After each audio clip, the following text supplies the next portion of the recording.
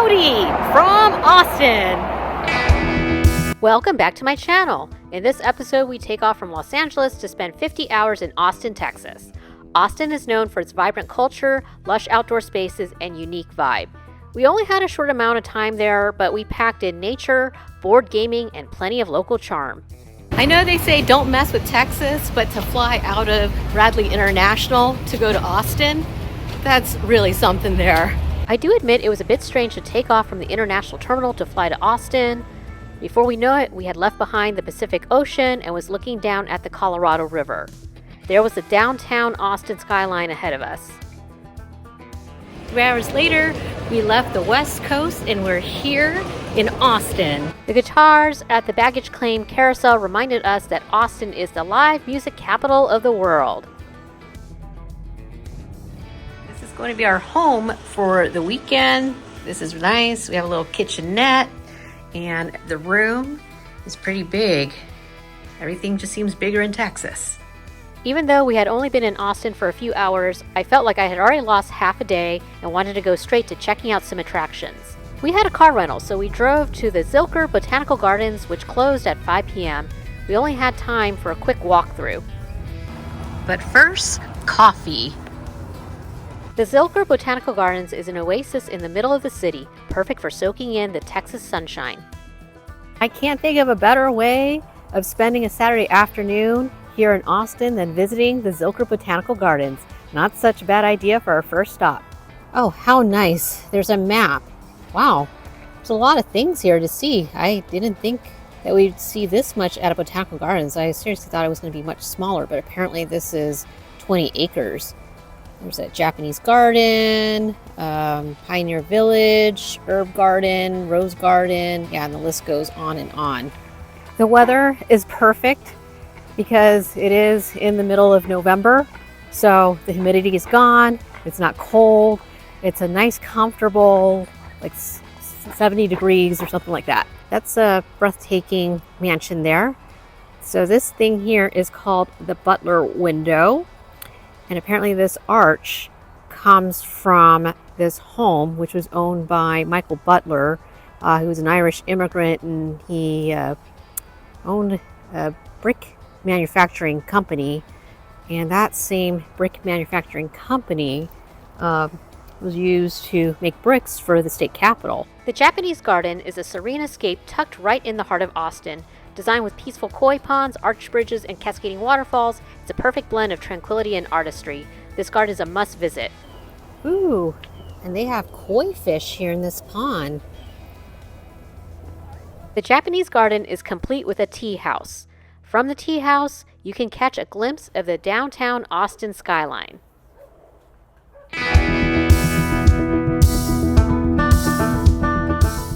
The herb garden is a fragrant haven bursting with the scents of rosemary, lavender, and other aromatic plants. It's not just about the beauty. This garden showcases herbs that have been used for centuries in cooking, medicine, and even folklore.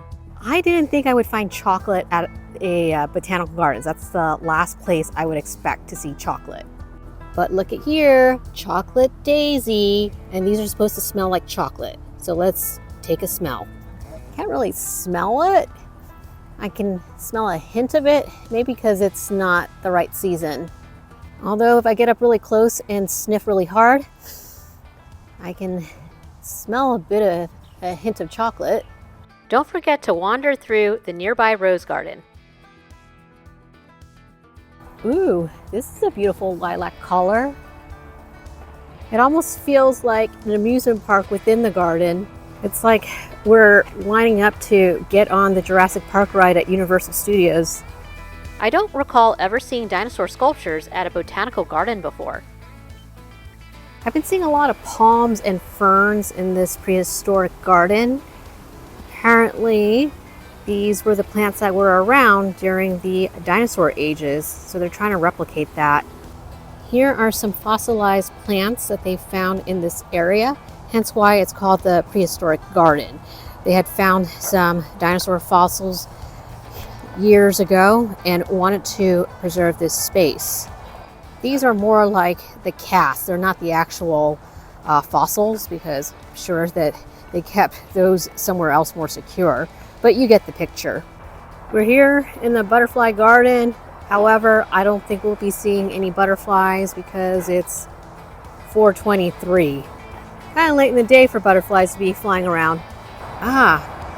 So there is a butterfly. I think that's as good as it's going to get for us this afternoon. All right, I was wrong. You can see butterflies late in the afternoon. There's a bunch of them. They're just flying all over the place. Swamp ahead. No fae or humans allowed. Did you hear that, honey? Well, I wanted to go say hi to Shrek, but I guess he's not here. I had no idea that a group of Swedish people immigrated here to Texas and set up a community here. Over in this corner, we have something called Pioneer Town. So let's visit each of these buildings. This here is a Swedish log cabin. See, it's Swedish. There's a Swedish flag there. I know it's kind of hard to see because of the glare from the window. And it looks like they replicated what life was like back in the 1800s. And no, this furniture did not come from IKEA. You know that saying, getting lost in the forest that you don't see the trees? I totally forgot to mention about all the oak trees that surround the botanical gardens. I can't believe we stayed up until almost closing time, but the Zilker Botanical Gardens was a beautiful way to spend our first hours in Austin. Not only is Austin known for its live music, apparently there's a huge board gaming community here. I had seen this on Google Maps, and of course I knew my husband had to check it out. The Dragon's Lair comic and fantasy game shop. It also reminds me of that 80s game, Dragon's Lair. Does anybody remember that, or am I dating myself? I could never get the timing for the computer game Dragon's Lairs down, but at least the store stayed open into the later evening hours. This isn't just a shop. It's a treasure trove for tabletop enthusiasts. Whether you're into strategy games, RPGs, or collectible card games, they have it all. Oh, this is huge. You look very happy. Yeah, I mean, I feel like if I ever wanted to know what heaven looked like, it would be something similar to this. Ooh, some games that are on sale, 25% off. You don't see this many gaming tables in LA or New York City because we just don't have the real estate for it. You can rent a game in case you want to demo a game before committing to one. Unfortunately, we only had carry-on for this trip, so you got to be careful with what you bring back. It's a race against the sunset, but looks like we already lost. I'd wanted to check out the Pennybacker or the 360 Bridge on our first day, but looks like we weren't going to get much of a view. There were no spots to park to go up to the lookout point. Instead, we had to improvise. When I say improvise, I meant I got out of the car for a quick snap. Things I will do to get a good photo of a bridge. Don't worry, I'm pretty safe over here. I'm not in the line of traffic over there. The Pennybacker or the 360 Bridge is an iconic Austin landmark with sweeping views of the Colorado River. If you have time, the lookout point is just off the road and is worth a short climb. We will try again before we leave. Okay, I've got to walk back to the car. My husband's waiting in the car. I just got out just to take that photo. Here we go, driving over the bridge. And because we didn't have dinner plans until later, we had time to make a U-turn and go back in the opposite direction. We had time to check out another nearby board game store before dinner. It's our second board game store and cafe this afternoon, or now it's evening. Maybe because it's almost dinner time, but I'm getting hungry, and this game is very suggestive right now. The Emerald Tavern is the perfect spot for coffee, snacks, and even more gaming. It's part cafe, part gaming hub, a great mix of relaxation and fun. This is truly a board game cafe because when we walked in, the guy at the front desk asked us if we wanted a table to play. So yes, you can get a table to play, and then they also serve food here. So the cafe part is correct in that they do serve food and drink here. I don't think I've ever been to a place like this that's a legit restaurant and bar, but also caters to people who play board games.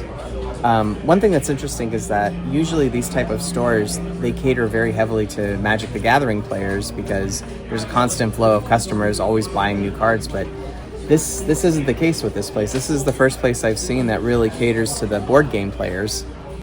There are lots and lots of board games here. I'm just amazed by the selection.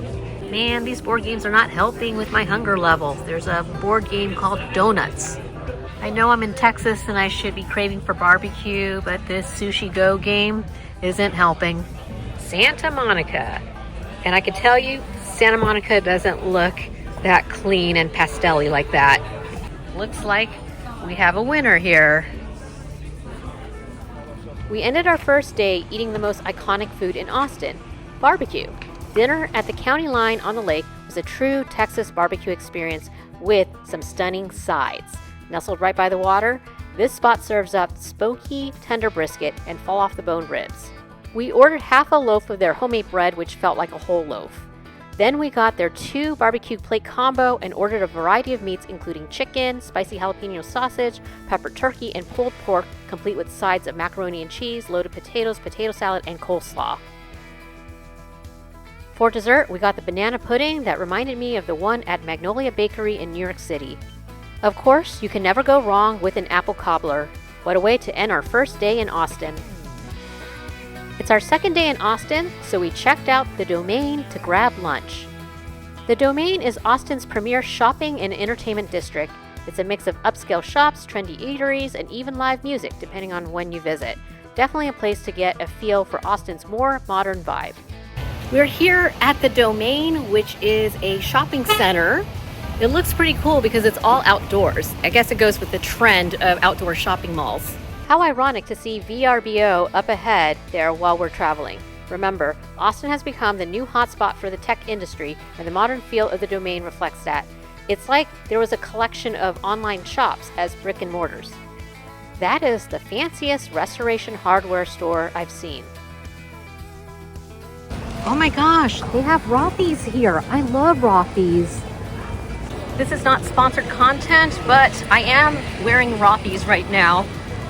My Samsonite carry-on luggage is going on to 10 years. The wheels are starting to act, up. Maybe I'll get some new luggage here. 7 for All Mankind. Yep, used to wear those jeans in college and in med school. I'm really been into this clothing store recently. Of course, there's a Nordstrom, which is the anchor department store because every mall needs an anchor department store. And that's where we're going to be going for lunch today. I'm not used to the huge portion sizes of food anymore thanks to skimflation, but here in Austin, you have to keep it in mind to eat just half and ask for a leftover box. We got the sweet potato chips with guac, pork carnitas with sweet potato fries, and buffalo chicken sandwich. After a heavy lunch like that, I needed a coffee. Good thing there was a Capital One cafe nearby at the Domain, which doesn't surprise me with the heavy tech influence.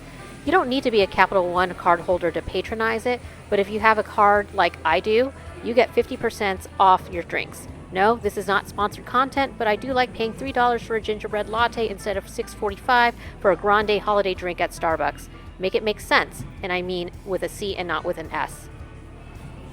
So if you're looking for high-end shopping and dining, then check out the Domain. The afternoon quickly passed as we did some family stuff off camera. Now, it was evening time and we were on 6th Street. Remember how I said Austin is the capital of live music? While we did not have tickets to see a live musical performance, we did have tickets to see a comedy show. Hey, close enough. I'm glad that these tickets were prepaid and booked, and we didn't have to stand in the standby line. Off to see a comedy show at the Comedy Mothership, which is where famous comedians such as Joe Rogan, Steve Martin have performed, and they made us put away our phones, so sorry, no footage. That was a hilarious 2-hour set, and we are back on 6th Street. We took a drive down 6th Street, Austin's nightlife epicenter. Even if you don't hit the bars, it's worth cruising through to soak in the electric atmosphere and iconic neon lights.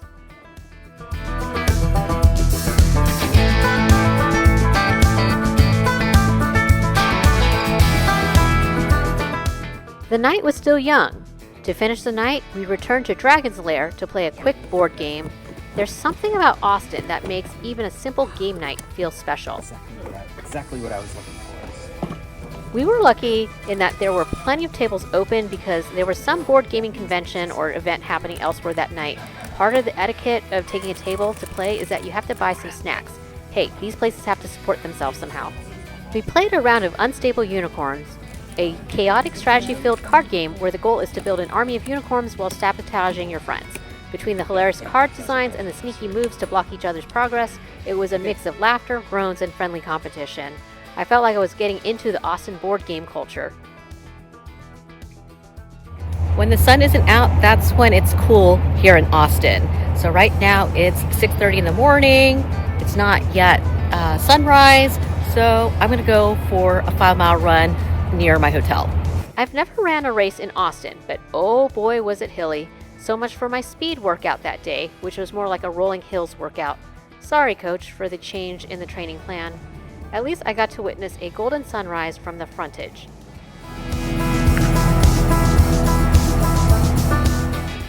I wasn't satisfied with our view of the Pennybacker or 360 Bridge on our first day, so we had one more chance to visit it on our last morning.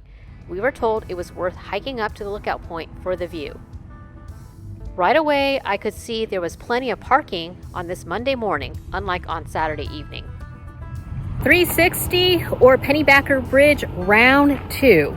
I remember the other evening when we were here, it was super crowded and the sun was going down, so I just quickly took a picture at ground level. This time we hiked up to the overlook. It's a bit of a climb, but the views, I've been told, are worth it. It was a bit of a steep climb, but nothing impossible. But hey, anything worth seeing is worth a little effort. The Pennybacker or 360 Bridge Overlook offers one of the most iconic views in Austin.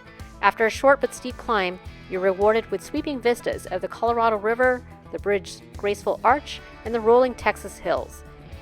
And there you have it. We're up here at the 360 Bridge or Pennybacker Bridge Overlook. As you can see, if you come on a Monday morning, there's hardly anybody here. But if you come on the weekends, forget about it. You're gonna get a lot of people up here. This is our last drive over the 360 Bridge, and no, we're not going to make a U-turn like we did on Saturday evening. We have to keep moving forward because we only have several hours left before our 2:21 p.m. flight back to Los Angeles. We're heading into downtown Austin and checking out a few more sites to end our trip. Our first stop in downtown was the Austin Central Library. You do have to pay for parking at the library, but the first hour is free. We're only going to be here shortly to look around and go up to the rooftop deck. The Austin Central Library isn't your average library. It's an architectural masterpiece with a rooftop garden and some of the best city views. Whether you're a book lover or just looking for a quiet spot, this place is a gem. It's 6 stories tall, so be prepared to do some climbing. This is a beautiful library with multi-stories. It reminds me of the Royal Library in Denmark, in Copenhagen. Oh, what a cool clock, just to tell the time. Lots of plugs here, so you can take your computer. Oh, I love it. It's Alice in Wonderland themed. It's called Wonderland Branch. It's like the children's library part. And then there's the Mad Hatter with, is that the March Hare? Stroller parking here. Reminds me of Denmark and Iceland. At the library that I used to volunteer at high school, they used to have story time in the summer. Over here, it looks like they have like puppet shows. That's so cute. They have all these like hand puppets to help tell a story. Oh, look, they have some manga here. Do they have One Piece? Did you find it? Oh, looks like we found it. Man, this is a bit of a workout. See, I already ran 5 miles early this morning on rolling hills. I didn't anticipate going up the steps here at the library. What are you so excited about? They have a collection of board games. This is so interesting. I've never seen this in a library before, where you can actually borrow board games. Makes you wish you had a library card here, huh? I'm now convinced that Austin is the board game capital of the world. Besides the many board game shops in the city that we didn't get to visit due to time limitations, Just having a few shelves dedicated to board games at a public library is what crowns Austin as the winner. I love Jane Austen and Pride and Prejudice. I don't think I've ever seen a board game based on it. Enough of that side quest. What we were really here for was to check out the top story. Don't like reading indoors? Well, there's an outdoor space. It's part of the library. The rooftop deck of the Austin Central Library offers one of the best panoramic views of downtown Austin. From this modern architectural gem, you can take in the city skyline, including the shimmering high-rises and the serene Lady Bird Lake in the distance. It's like a whole floor dedicated to the ecosystem. I love how this library has many opportunities as a third place. So, of course, all of the reading rooms inside, and then up here, outside on this deck. You're relaxing there at the library. And here we can use our outdoor voices. Public library or a tourist observation deck? Okay, maybe not high enough to be an observation deck, but you do get some incredible views of downtown. There was even a gift shop. You can never start loving books too early. We're in the capital of Texas, which means we have to do one thing. The state capital of Texas is not just a stunning building, it's taller than the U.S. Capitol in D.C. As you walk up Capitol Square, there is the Texas African American History Memorial detailing the years of slavery, emancipation, Reconstruction, integration, and present-day achievements. But what we're really here for is to visit the state capitol. After all, we are in Austin, which is the capital of Texas. The Texas State Capitol isn't just a historic landmark. It's a towering symbol of Texas pride in politics. Standing taller than the U.S. Capitol in D.C., this architectural marvel is made of sunset red granite and surrounded by sprawling manicured grounds. Looks like they're doing some renovation here, hence the scaffolding. Too bad. Would like a picture of it without the scaffolding, but you know, these old buildings, you need to constantly refurnish them. Free tours offer fascinating insights into Texas history, making this a must-see stop for anyone visiting Austin. Inside, the Rotunda is a breathtaking sight with its intricate details and portraits of past governors and presidents. I would have loved to have gone up the steps to check out the different levels of the Rotunda, but as you can see, we were running out of time. Not just from our itinerary, but I only put $1 in the parking meter and we had to get back before it ran out of time.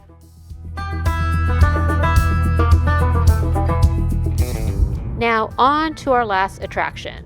From a distance is the UT Austin football stadium. It looks different today than on Saturday afternoon when there was a home game for the Longhorns, which meant the surrounding streets were blocked. We tried coming here on Saturday afternoon, but we couldn't. You know why?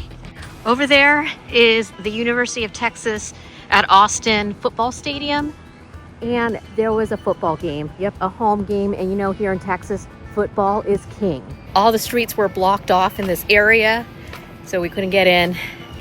Hence why we're here now on Monday morning. Yeah, talk about Monday morning quarterbacking, right? Located on the grounds of UT Austin, the Lyndon B. Johnson Library and Museum offers a fascinating look at Lyndon B. Johnson's life and presidency. He was president during the peak of the civil rights movement. Here's a look at his limousine, which was made bulletproof after the assassination of his predecessor, President John F. Kennedy. The LBJ Presidential Library is a captivating journey through the life and legacy of Lyndon B. Johnson, the 36th President of the United States. From the Civil Rights Movement to the Great Society programs, the exhibits highlight key moments that shaped the nation. The museum's replica of the Oval Office during LBJ's presidency is a standout feature, giving you a glimpse into the seat of power. There was also a replica of First Lady, Lady Bird Johnson's office. I really liked the red couch. From the 10th floor, which is where the replicas of the Oval Office and the First Lady office are located, you can see downtown Austin and parts of UT Austin. Lyndon B. Johnson's legacy is forever tied to his ambitious Great Society vision, a transformative agenda aimed at eliminating poverty and racial injustice. The LBJ Presidential Library dives deep into the sweeping policies he championed, from Medicare and Medicaid to the Voting Rights Act and the War on Poverty. These initiatives reshaped the nation, laying the foundation for the social programs that are still vital today. Walking through the exhibits, you can see how LBJ's Great Society was a bold effort to create a fair, more equitable America, a legacy that continues to spark conversation and impact lives. Whether you're a history buff or curious about the past, the LBJ Library offers a deep and engaging look at one of the most transformative eras in American history. Too bad we were short on time because I would have loved to spend more time reading each of the exhibits. Sure, we learned about LBJ in school, but I didn't know much more about him other than he was the president between JFK and Richard Nixon. Before heading to the airport, we made one last stop for salted caramel Frosties, because sometimes it's the small sweet moments that make a trip unforgettable. Also, they were having a 2-for-1 deal, so we couldn't pass that up. We had a few minutes to spare for this discount. However, it still came out to be $4.63, which was a stark difference from when I was a kid and a small Frosty was $1. No time to eat the Frosties though, so we made a dash to the airport for our 2:21 p.m. flight. Luckily, we weren't too far, maybe about 15 minutes away, but you still have to factor in the car rental return. We could have walked the short distance to the terminal, but we couldn't pass up this free shuttle ride.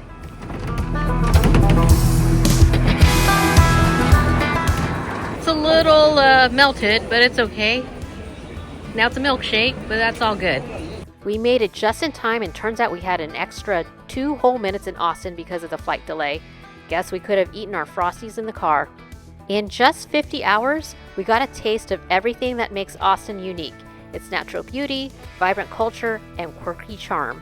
Whether you're here for a weekend or a week, Austin proves that you can pack a lot of adventure into a short trip. If you're planning a trip to Austin, let me know your must-see spots in the comments. Don't forget to like and subscribe for more travel inspiration.